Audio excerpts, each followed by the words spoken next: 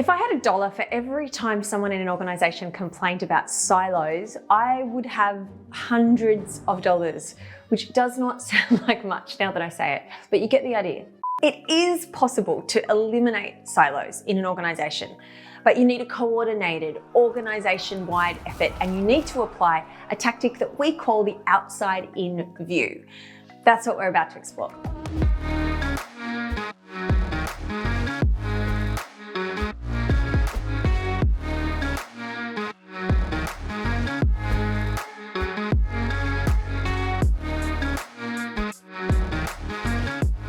By the way, I'm Michelle Rushton, and here at People of Influence, we partner with our clients to educate and energise their leaders and teams. Every year, we are privileged to work with thousands of leaders from some of the world's great companies. And this silos challenge comes up all the time. Chapter 1, the problem. We all know a group of high-performing individuals is not enough to create a high-performing team. Collaboration between them is the key. In the same vein, a collection of high-performing teams is not enough to create a high-performing organisation. Collaboration between those teams is also key. Without effective inter-team collaboration or cross-functional collaboration, this dreaded S word raises its head. If you don't unlock the silos in your organisation, that organisation will always underperform.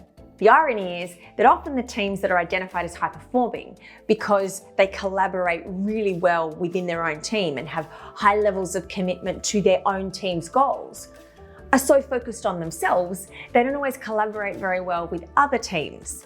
And solving this is quite the conundrum. Chapter 2, a solution.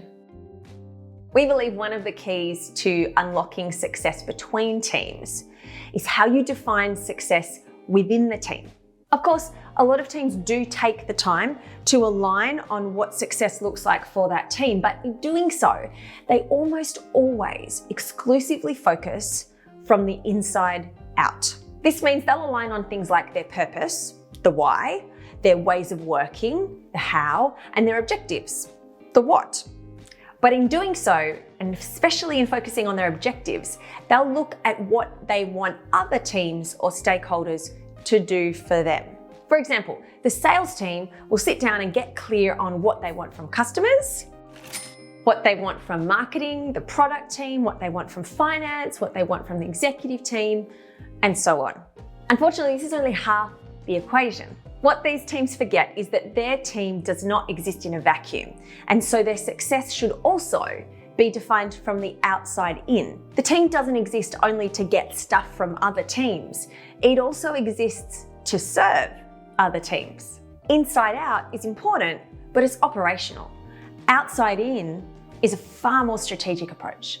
The power of defining success from the outside in, and not just the inside out, is that it requires inter-team collaboration to begin with. It requires teams to engage with external stakeholders like other teams to really understand what they need and to understand how they, on the outside world, would judge the success of this team. When teams across an organisation engage in this practice, the chances of them committing the sin of acting in silos massively decreases. Chapter 3, how do you apply this?